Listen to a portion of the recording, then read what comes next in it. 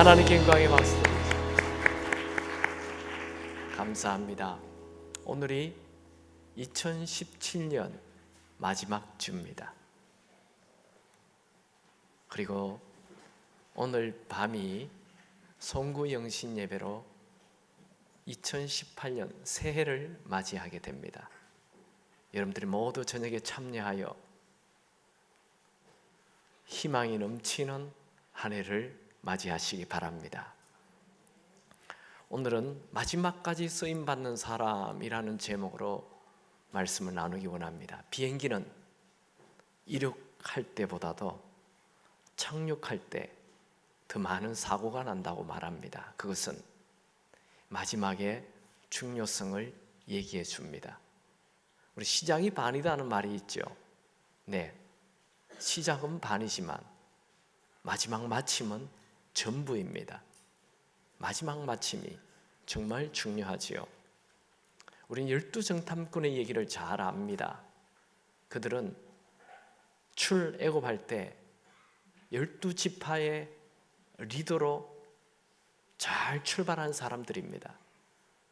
홍해도 잘 건너도록 도왔던 사람들이에요. 그리고 광야길도 그들이 12지파를 잘 이끌어 갔었어요. 그리고 가나안 땅 입구에서 이 12명의 대표들이 가나안 땅을 정탐하고 돌아왔죠. 근데 그 중에 10명의 사람들은 그 땅에 대하여 악평을 하고 하나님을 신뢰하지 않았습니다. 그래서 그들은 그 자리에서 다 죽었어요. 참 출발 잘했는데, 가나안 땅까지도 잘 왔는데 그 마지막에 들어가지 못했어요. 그 중에 여호수아 갈렙 2명만 끝까지 하나님을 믿는 믿음으로 가나안 땅에 들어갈 수 있었습니다.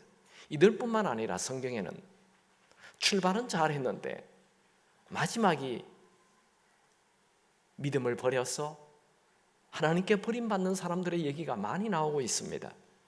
가인, 삼손, 사울 왕, 압살롬, 솔로몬 왕, 아합 왕, 엘리 제사장, 엘리의 두 아들 홈니 비나스, 가룟 유다, 부자 청년, 데마, 이런 사람들은 다 마지막에 버림받은 자들입니다.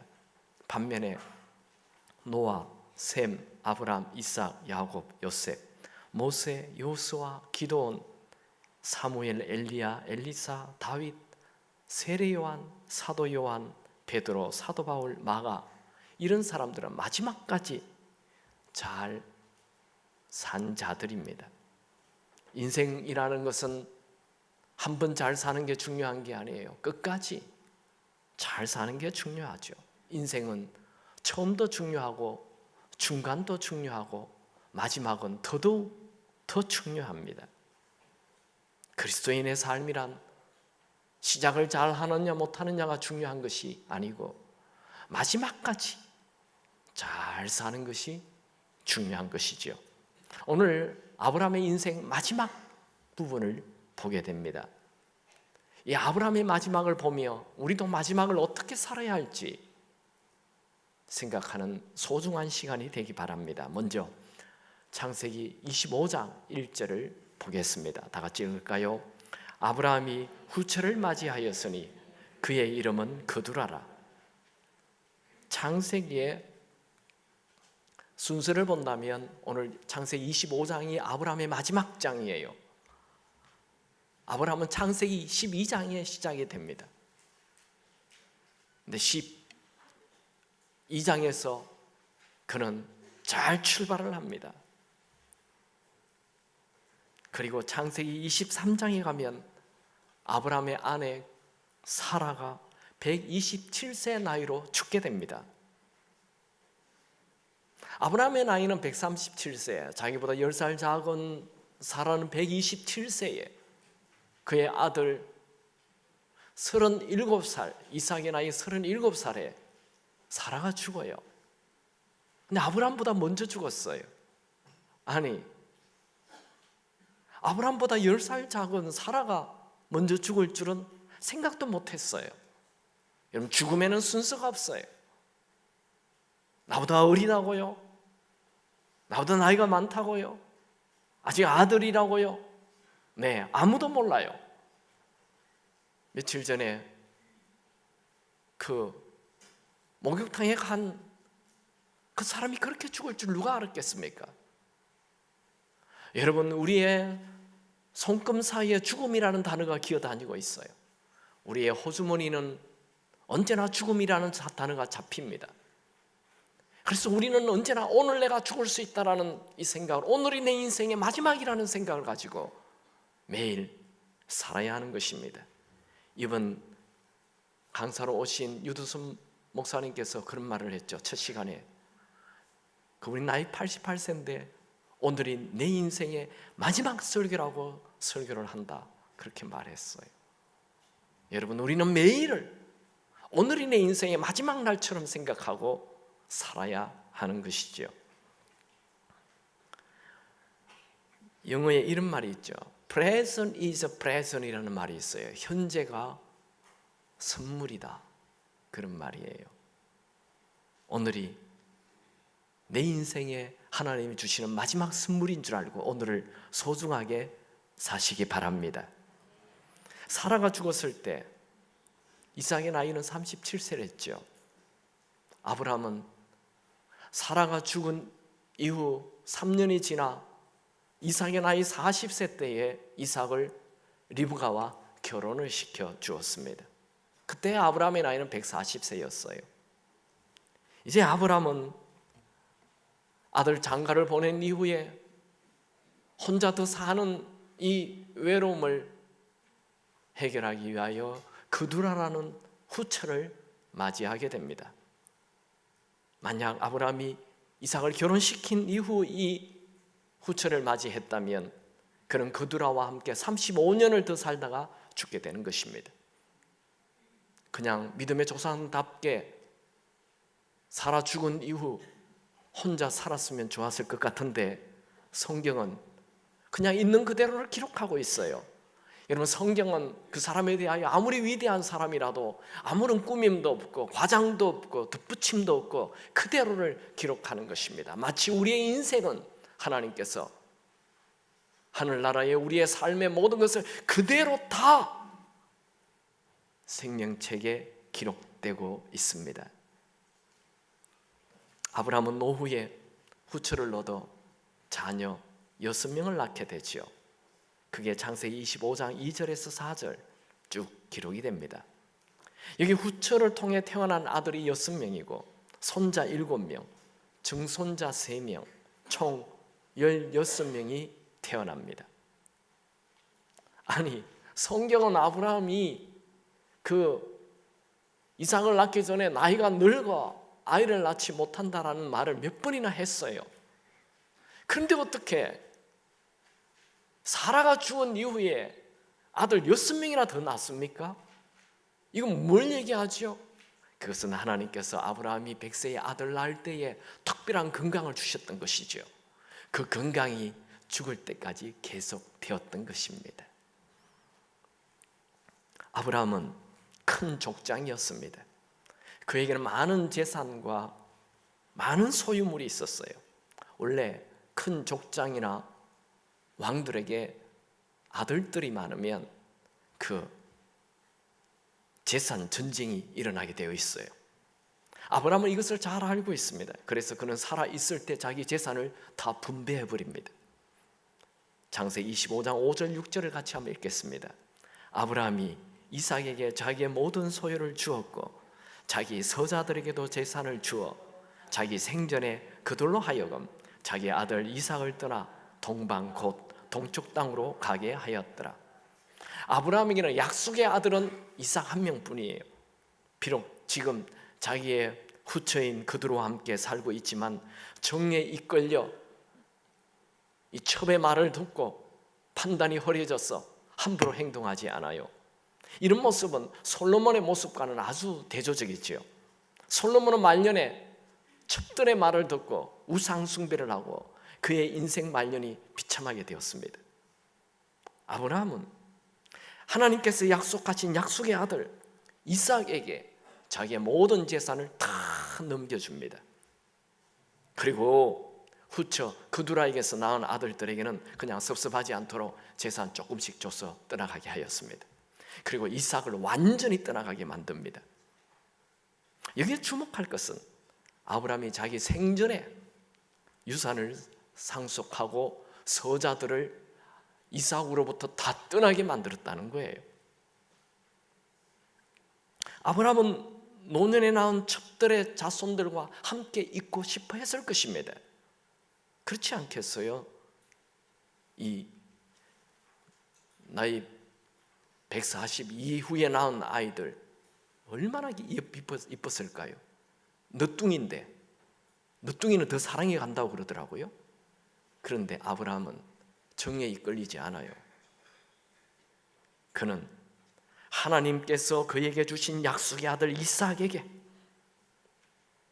하나님의 비전이 이어지게 하기 위하여 과감한 결단을 하였던 거예요. 이런 장면은 아브라함은 마지막 죽는 날까지 하나님께 쓰임받고 있음을 보여주는 것이죠. 우리가 이 아브라함에게서 배울 수 있는 것은 생전에 살아있을 때 유산을 정리했다는 거예요. 유산을 살아있을 때 정리하지 아니하면 유산 때문에 그가 죽은 이후에 자녀들이 그냥 대전쟁을 치르게 되어 있습니다. 이게 나이가 60이 넘은 분들은 다 유산 지금 정리해 놓기 바랍니다. 아이고 목사님 100세까지 그런 얘기 하지 마시고, 딱 보통 우리가 돈을 60 정도까지 돈을 벌잖아요. 그 이후에는 딱 정리하세요. 딱 써놔요. 첫째 너는 얼마, 둘째 너는 뭐 다 딱 정리해 놔야 돼요. 그거 정리 안 하고 죽으면 폭탄이 됩니다. 우리가 정말 보고 싶은 것은 유산 분배가 아니라 왜 아브라함은 이삭에게 모든 소유를 다 주었느냐 이거예요. 그것은 아브라함에게 하나님께서 주신 비전을 이루기 위함입니다. 그는 75세에 너로 인해 큰 민족을 이루겠다는 하나님의 음성을 듣고 가나안 땅을 향해 떠났죠. 그는 100세에 얻은 이 약속의 아들 이삭이 하나님이 자신에게 주신 비전을 이룰 사람이라고 믿었던 것입니다. 그래서 죽는 순간에도 이 비전을 놓치지 않았던 것이지요. 그는 하갈에게서 낳은 이스마엘이나 지금 자기 곁에 있는 늦둥이들 그두라가 낳은 6명의 아들들이 자기의 비전을 이룰 자라고 생각하지 않았습니다. 그는 오로지 약속의 아들 이삭만이 그의 비전을 이룰 아들로 여겼습니다. 그래서 이삭에게만 자기의 모든 소유물을 다 넘겨준 것입니다. 아브라함은 이제 서자들을 다 떠나보내게 하고 얼마 있지 않아 죽게 됩니다. 창세기 25장 7절 8절 같이 읽습니다. 아브라함의 향년이 175세라 그의 나이가 높고 늙어서 기운이 다하여 죽어 자기 열조에게로 돌아가매. 여러분, 아브라함의 나이 몇 세에 죽었습니까? 퀴즈 내면 잘 대답 못하죠. 제가 쉽게 외울 수 있는 방법 가르쳐 드리죠. 아브라함은 75세에 본토 친척 아비 집을 떠나라 해서 떠났어요. 그리고 가나안 땅에 온 지 100년이 지나 175세에 죽었습니다. 성경 퀴즈. 아브라함 몇 세에 죽었다고요? 175세에 죽었어요. 이제 확실히 외워졌죠? 근데 여기 보면 나이가 많고 기운이 다하여 죽었다라고 되어 있어요. 이 말은 만족한 상태로 살다가 죽었다는 거예요. 여러분들도 죽을 때에 만족한 상태로 감사하며 죽을 수 있기 바랍니다. 이래 죽으면 안 되는데 이런 얘기 하지 마세요. 주여 멈춰주세요 이러지 마세요. 그냥 부르시면 할렐루야 하며 주님 부르심에 기쁘게 천국 쏙 들어가시기 바랍니다. 아멘. 부르시는데 안 됩니다, 더 있겠습니다 이러면 안 돼요. 그냥 부르시면 할렐루야, 만족한 상태로, 감사한 상태로 그렇게 천국 가야 하는 것이죠. 아브라함이 죽은 후 그의 시신은 그의 부인이 죽었을 때 헷족속들에게 돈을 주고 사두었던 막벨라 굴에 들어가게 됩니다. 그 굴은 사라가 이미 죽어 장사된 곳이지요. 이제 창세기 25장 9절 10절 같이 읽습니다. 그의 아들들인 이삭과 이스마엘이 그를 마므레 앞 헷족속 소알의 아들 에브론의 밭에 있는 막벨라 굴에 장사되었으니 이것은 아브라함이 헷 족속에게서 산 밭이라. 아브라함과 그의 아내 사라가 거기 장사되니라. 이스라엘 사람들은 죽으면요, 부자는 굴 속에 집어넣어요. 근데 가난한 사람들은 그냥 땅 속에 묻어요. 근데 땅은 모래 땅이기 때문에 그 묻으면 짐승들이 다 파먹게 됩니다. 그래서 부자들이 굴 속에서 죽는 것, 참 축복인 것. 아브라함은 죽었을 때 만족한 상태에서, 또 자녀들도 그를 굴로, 막벨라 굴에 넣어 아주 행복한 인생을 마치는 거예요. 근데 그가 죽었을 때 그의 아들인 이삭과 이스마엘이 왔어요. 아니, 이스마엘은 아브라함이 쫓아보낸 사람이잖아요. 이스마엘 나이 14살 정도 될 때 쫓아보내요. 근데 이스마엘이 아브라함이 죽었을 때 왔어요. 몰랐죠? 네. 그러면 이스마엘은 사라가 죽었을 때 왔을까요? 안 왔어요. 왜 사라가 죽었을 때는 안 왔어요? 사라는 이 자기 친엄마가 아니잖아요. 자기 친엄마는 하갈이죠. 그리고 이 자기가 이렇게 14살 정도 쫓겨나갈 때 그 쫓겨나가게 한 결정적인 사람이 사실 사라예요. 그래서 사라가 죽었을 때는 안 와요. 근데 아브라함이 죽었을 때는 왔어요. 왜요? 아브라함은 자기가 친아버지예요. 자기가 태어났을 때 13살까지 얼마나 자기를 애지중지 사랑해 줬는지 몰라요. 그 사랑. 사람은요, 사랑이 중요해요. 사랑의 사람으로 살기 바랍니다. 여러분이 죽을 때 여러분의 가족들이 다 여러분의 품에 안겨 여러분의 죽음을 애도할 수 있는 그런 가족 관계가 되길 주님의 이름으로 축원합니다. 아브라함이 죽은 이후 하나님이 주시는 모든 축복은 이삭에게로 넘어갑니다. 창세기 25장 11절 같이 읽습니다. 아브라함이 죽은 후에 하나님이 그의 아들 이삭에게 복을 주셨고 이삭은 브엘라 헤로이 근처에 거주하였더라. 이삭은 아버지 아브라함이 죽자 브엘세바를 떠나 자신이 주로 목축을 하려고 자주 갔던 브엘라 헤로이 우물가로 이사를 가서 그곳에서 지내게 됩니다. 여러분, 여기 보면 하나님께서 이삭에게 모든 복을 주었다라고 기록을 하고 있죠. 아니, 하나님이 왜 이삭에게 복을 줍니까? 뭐 이삭이 뭐 특별히 잘한 거 있어요? 특별히 잘한 게 없어요. 근데 하나님이 이삭에게 복을 줬다는 거예요. 그 이유가 뭡니까? 26장에 나와 있어요. 26장 2절에서 6절까지 같이 읽습니다. 내가 내 아버지 아브라함에게 맹세한 것을 이루어 내 자손을 하늘의 별과 같이 번성하게 하며 이 모든 땅을 내 자손에게 주리니 내 자손으로 말미암아 천하 만민이 복을 받으리라. 이는 아브라함이 내 말을 순종하고 내 명령과 내 계명과 내 율례와 내 법도를 지켰음이라 하시니라. 됐습니다. 여러분, 이삭이 왜 복을 받았다고요? 누구 때문에? 아버지 아브라함이 하나님 말씀에 순종하고 말씀을 지키고 율례대로 규례대로 살았으니 그래서 내가 이삭에게 복을 주노라 말씀하고 있어요. 여기 있는 부모님들이요, 여러분들이 하나님 말씀에 순종하고 말씀대로 살고 복음을 위해 살고 주를 위해 사는 이 모든 것은 여러분의 생애에도 복이 될 뿐만 아니라 여러분의 자녀들에게도 복이 되는 것을 기억하시기 바랍니다. 여러분의 섬김과 헌신은 헛되지 않습니다. 여러분의 섬김과 헌신은 반드시 여러분의 자녀에게 복으로 흘러가게 될 것입니다. 우리 주변에 그런 사람들은 많죠. 뭐 특별한 능력도 없고 특별한 재능도 실력도 IQ도 별로 높지도 않는 것 같은데 그냥 인생이 잘 되는 사람이 있어요. 그냥 희한해요. 그게 하나님의 은혜입니다. 여러분이 그렇게 되기 바랍니다. 여러분의 자녀가 그렇게 되기 바랍니다. 이는 자녀들의 축복이에요. 믿는 자의 자녀들의 축복.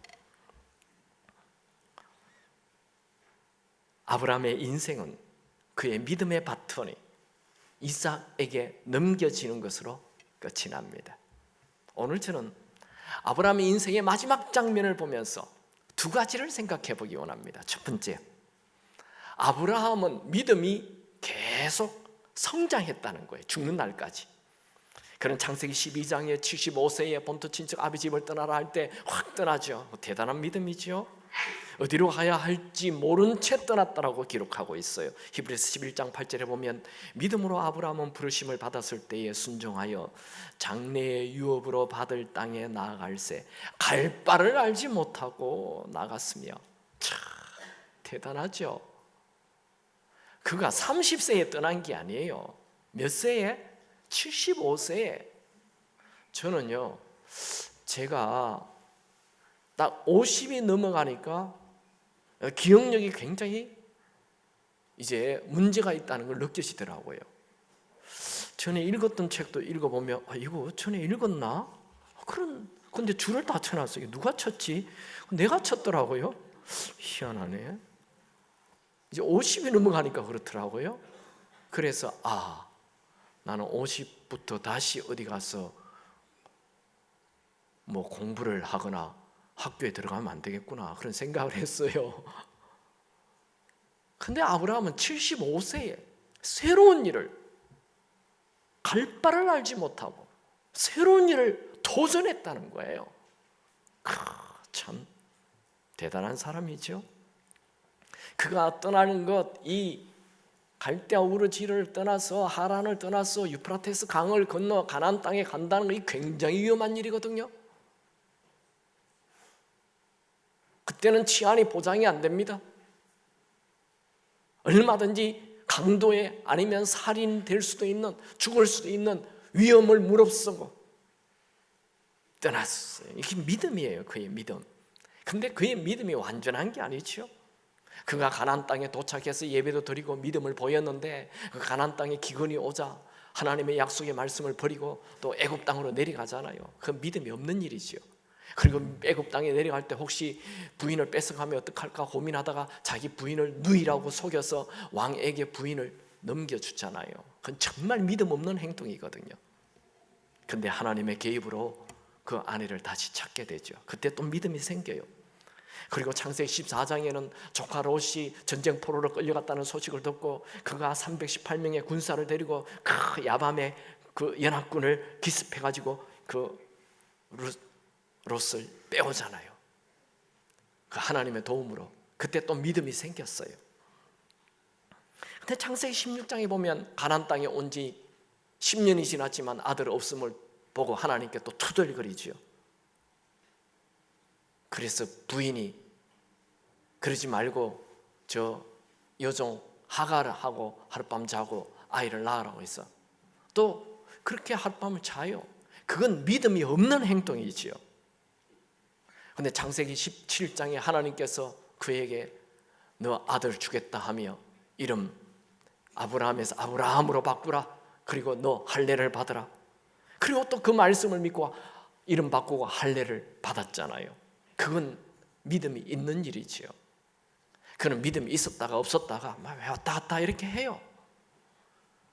근데 성경은 그가 아들 낳기 직전에 로마서에서는 이렇게 말합니다. 아브라함이 바랄 수 없는 중에 바라고 믿었으니 이는 내 후손이 하늘의 별과 같이 이와 같으리라 하신 말씀대로 많은 민족의 조상이 되게 하려 하심이라. 그가 100세가 되어 자기 몸에 죽은 그 가슴을 알고 사라의 태가 죽은 그 같음을 알고도 믿음이 약하여지지 아니하고, 그는 믿음이 있었다가 없었다가 믿음이 있었다가 없었다가 온탕 냉탕 이렇게 되풀이하면서도 그의 믿음이 약해지지 않았어요.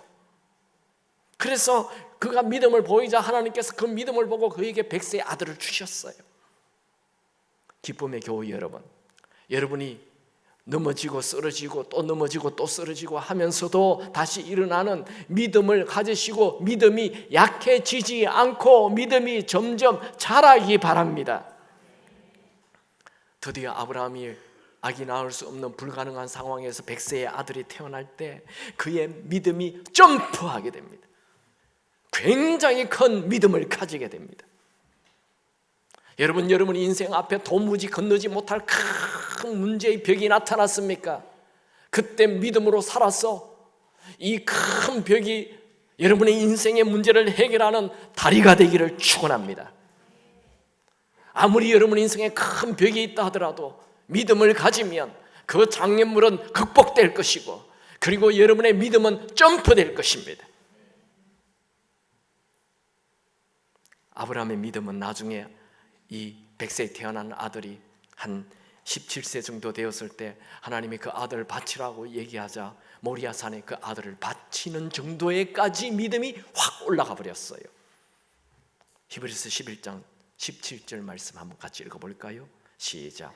아브라함은 시험을 받을 때에 믿음으로 이삭을 드렸으니 그는 약속들을 받은 자로 돼 그 외아들을 드렸느니라. 그가 외아들을 드릴 만큼 믿음이 자랐다 이거예요. 아브라함은 나이가 들면 들수록 그의 믿음이 점점 자랐어요. 여러분, 하나님은 우리의 삶이, 우리가 나이가 들면 들수록 우리의 믿음도 점점 자라길 원하십니다. 전에는 시도하지 않았던 것을 시도하는 믿음이 있기 바랍니다. 예전에는 드리지 못하는 것을 드릴 수 있는 믿음이 있기 바랍니다. 여러분, 무슨 일을 만나든지 하나님을 믿는 믿음으로 사십시오. 여러분이 믿음이 있다는 것을 삶으로 증명하시기 바랍니다. 성경은 아브라함의 삶을 통해 그가 과연 믿음의 사람이었다라고 말합니다. 믿음은 말이 아니에요. 믿음은 삶으로 증명되어야 합니다. 우리가 흔히 아브라함의 믿음을 얘기할 때 이 신약에 가면 믿음에 대한 대명사를 아브라함을 써요. 로마서에서. 근데 아브라함을 얘기할 때 그 믿음은 86세 때 하나님이 하늘에 별 보여주잖아요. 너의 아들 이 정도로 많겠다 얘기하니까 아브라함이 그걸 믿었어요. 그런데 집에 와서 사랑은 뭐라고 얘기하죠? 당신이 이제 아들 못 낳으니까, 나도 아들 못 낳으니까 하갈하고 잠을 자고 애기 낳으라 하잖아요. 조금 전에 믿었다 했잖아요. 하나님이 하늘에 별 보여주면서 너 아들 이렇게 주마 하니까 그거 믿었어요. 근데 집에 와서 아내가 저기 하갈과 잠자고 애기 낳으라 했잖아요. 그랬더니 조금 전에 믿었던 그 믿음의 말은 어디 가고 행동은 그냥 잠을 자고 애기를 낳아요. 그 믿음을 얘기하지 않아요. 로마서 4장에서 얘기하고 있는 믿음은 100세에 그가 99세 되었을 때 하나님이 나타나죠. 그 이스마엘을 낳은 지 13년 되온 지난 199세에 하나님이 나타나서 아브라함을 책망해요. 너 86세 때에 너 아들 주마, 하늘의 별처럼 아들 주마 하니까 너 믿었잖아. 말로 믿었잖아. 그런데 지금 이게 뭐냐? 너는 내 앞에서 완전하라 하며 책망하시고, 네가 진짜 너에게 아들 낳는 것을 믿는다면 너의 이름 바꿔. 아브라함이라 하지 말고 아브라함으로 바꿔. 나 아들 한 명도 없는데 아브라함으로, 열국의 아버지라고 얘기하라. 그렇게 하라고. 그렇게 행동을 보여. 네, 그렇게 하겠습니다. 그리고 너 지금 99세인데 아들 낳는다는 것을 믿는다면 할례를 행해. 아니 99세 할아버지가 할례를 해요. 생식기를 잘라요. 믿어요. 정말 믿는다면 할례 하라 이거예요. 그래서 믿어요. 그러면서 행동을 보여요. 할례를 했죠.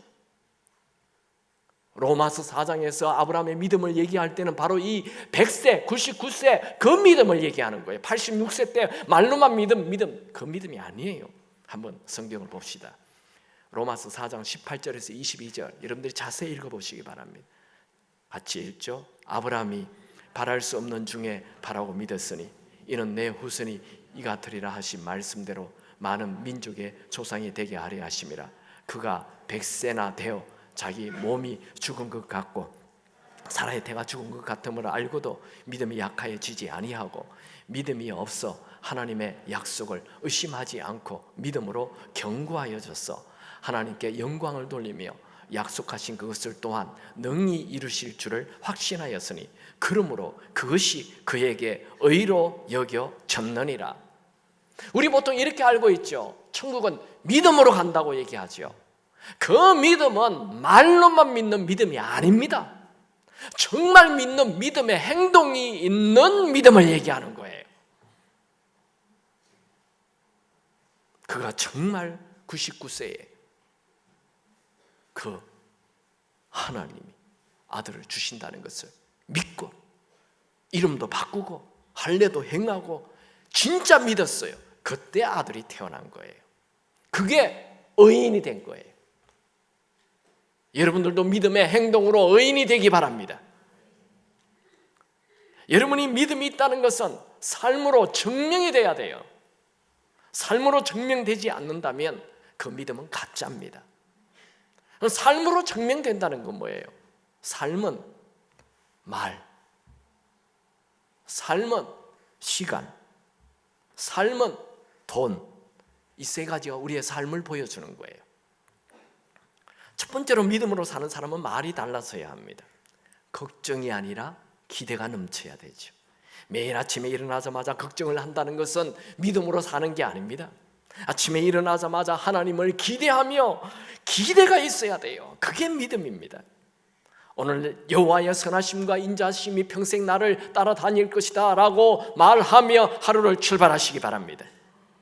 믿음으로 사는 사람은 불평이 아니라 감사가 넘칩니다. 내 인생은 하는 일마다 꼬인다. 내 주변의 사람들은 다 나를 괴롭게 할 뿐이다. 나는 사는 게 힘이 든다. 이런 것은 다 믿음의 말이 아닌 평범한 이 세상 사람들의 말인 것입니다. 여러분, 불평하는데 걱정하는데 시간을 낭비하지 않기 바랍니다. 혹시 여러분 중에 나는 믿음으로 산다 하면서 걱정하며 산다거나 불평하며 산다면 지금 믿음의 사람이 아닌 것입니다. 믿음의 사람은 어떤 상황에서도 하나님을 바라보고 소망, 희망을 가지고 살아야 하는 거예요. 성경에 소망이라는 단어는 히브리어로 티바크라는 단어인데 이 단어는 노끈이라는 뜻을 가지고 있어요. 그러니까 희망은 이 새끼 꼬듯이 하나님과 내가 이렇게 꽉 하나가 될 때 그게 희망이에요. 여러분의 삶에 내 힘으로만 살면 희망이 없지만 여러분의 삶에 하나님과 하나가 되면, 하나님과 끈이 되면 여러분의 삶에는 언제나 희망이 넘치게 될 것입니다.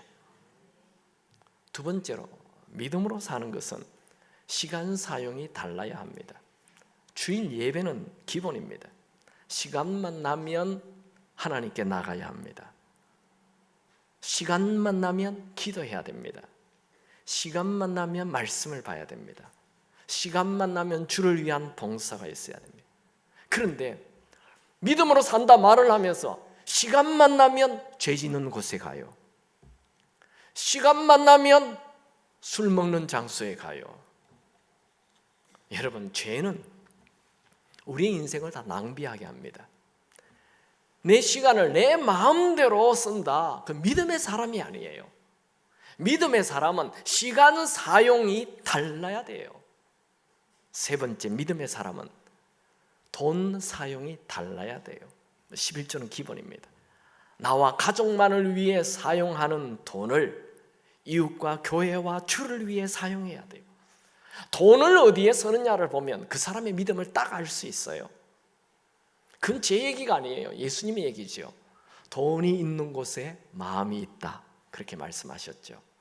여러분, 우리 자매님들, 남편이 여보, 나는 당신을 사랑합니다. 당신은 내 인생의 전부입니다.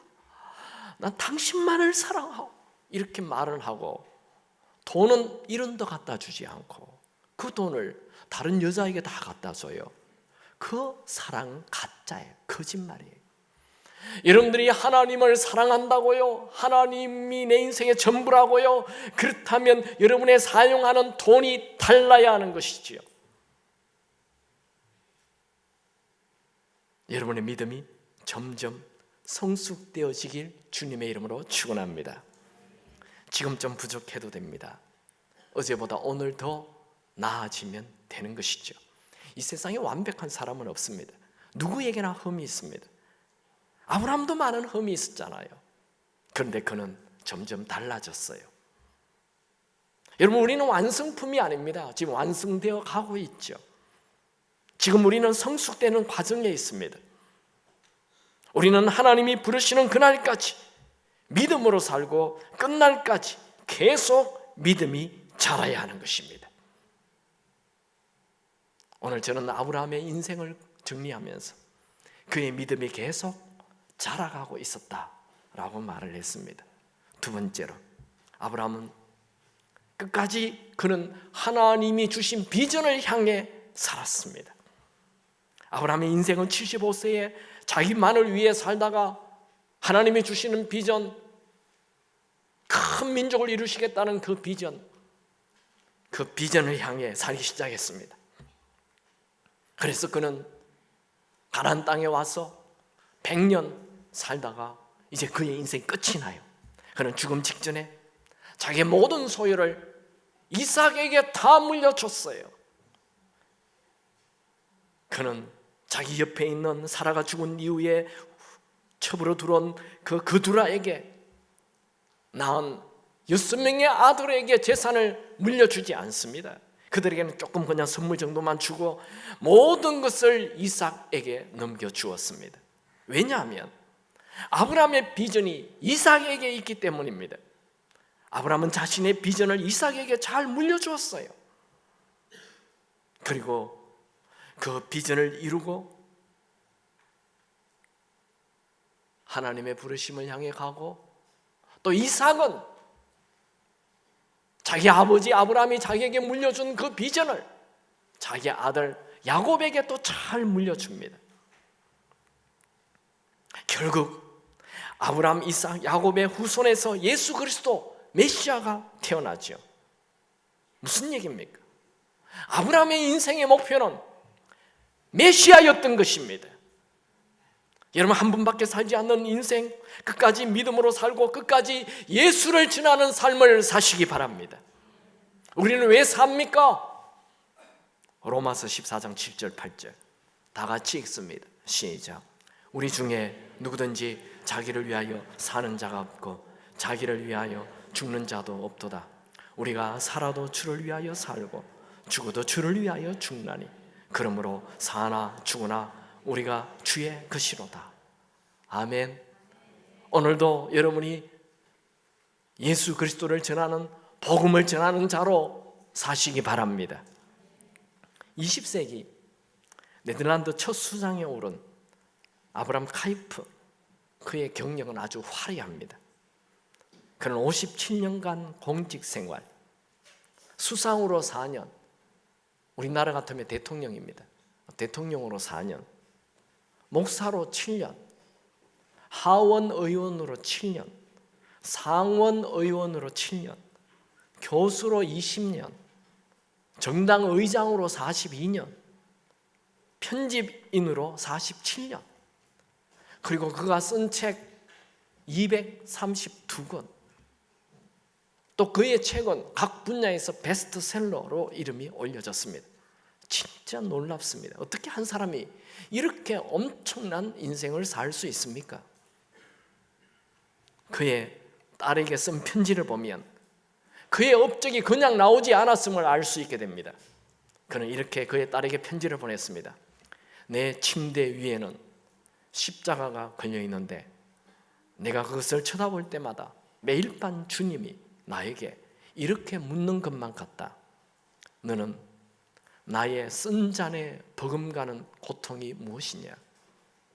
아브람 카이프는 예수님이 우리를 위해 섬기신 그 고통을 생각하며 매일 하루하루를 최선을 다해 예수를 섬기기 위해 살았습니다. 그는 모든 피조 세계에서 예수님이 높임을 받아야 한다고 말했습니다. 그는 그가 쓴 책에 곳곳에서 그런 글을 남겼어요. 그는 목사로서 예수님을 높였고, 언론인으로서 예수님을 높였고, 학자로서 예수님을 높였습니다.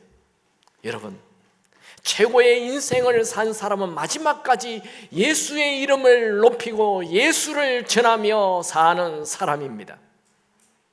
여러분, 눈에 보이는 이 땅만을 위해 살지 마시고 눈에 보이지 않는 영원한 것을 위해 사는 믿음이 있으시기 바랍니다. 예수님은 33년 짧은 인생을 사시면서 마지막 남기신 말씀이 뭐였죠? 다 이루었다 라는 말이었습니다. 예수님 뭘 다 이루었습니까? 하나님께서 예수님에게 인류의 죄를 대신해서 십자가의 대속물로 죽으라고 하신 것, 그것을 이루신 것입니다. 즉 예수님께서 이 땅에 오신 이유, 그 이유를 이루신 것이죠.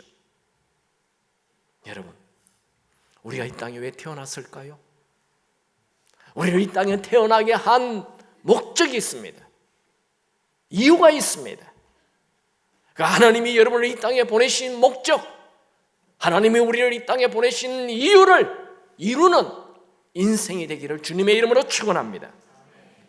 아브라함의 위대함은 그의 비전을 그의 아들 이삭에게 다 넘겨주었다는 것입니다. 말씀을 정리하죠. 여러분, 첫 번째로 인생은 지금 믿음으로 계속 사는 것이 중요합니다. 오늘 어제보다 더 믿음이 자라기 바랍니다. 두 번째로 인생은 죽는 날까지 계속 하나님이 주신 비전을 향해 살아야 합니다. 오늘도 그 비전을 이루며 사는 여러분의 삶이 되길 축원합니다. 하나님은 지금 우리가 무엇을 하고 있는지 다 보고 계십니다. 하나님은 지금 오늘 이 시간 여러분을 바라보시면서 너 참 인생 잘 살고 있구나, 이런 말을 들으시기 바랍니다.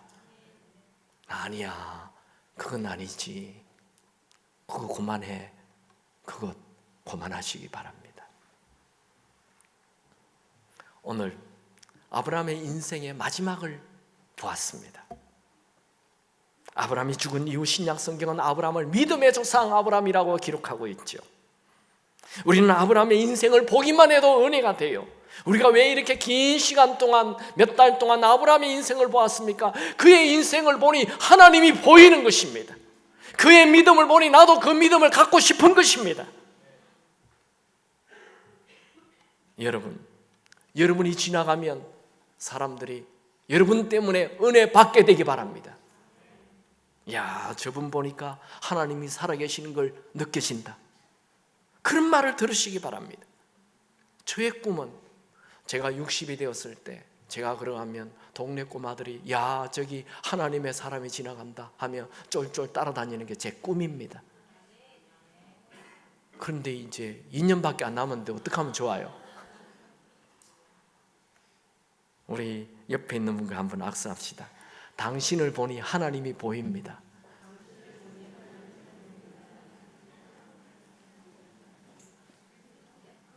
여러분 속으로 뭐라 그랬어요? 웃기고 있네. 여러분, 정말 여러분을 보면 하나님이 보이시길 주님의 이름으로 축원합니다. 여러분이면 설교를 잘한다 해서 사람들이 변화되는 거 아니에요. 여러분의 삶이 메시지가 되어야 하는 것입니다. 말씀을 마치면서 몇 가지 팁을 드리죠. 제가 이번 주에 인생을 잘 마치려거든 이런 비슷한 류의 책을 한 5권 읽었어요. 근데 그게 내용은 설교와 너무 상관이 없어서 제가 안 했는데 거기 아주 좋은 것들이 몇 개 있더라고요. 그래서 몇 가지 소개하죠. 여러분, 인생을 잘 마치려면 첫 번째로 남자들은 아내보다 친한 여성이 있으면 절대로 안 됩니다. 많은 남자들이 여자 문제로 인생 다 망쳐요. 목사님들도 그래요. 선교사님도 그래요. 여러분은 예외 아니에요.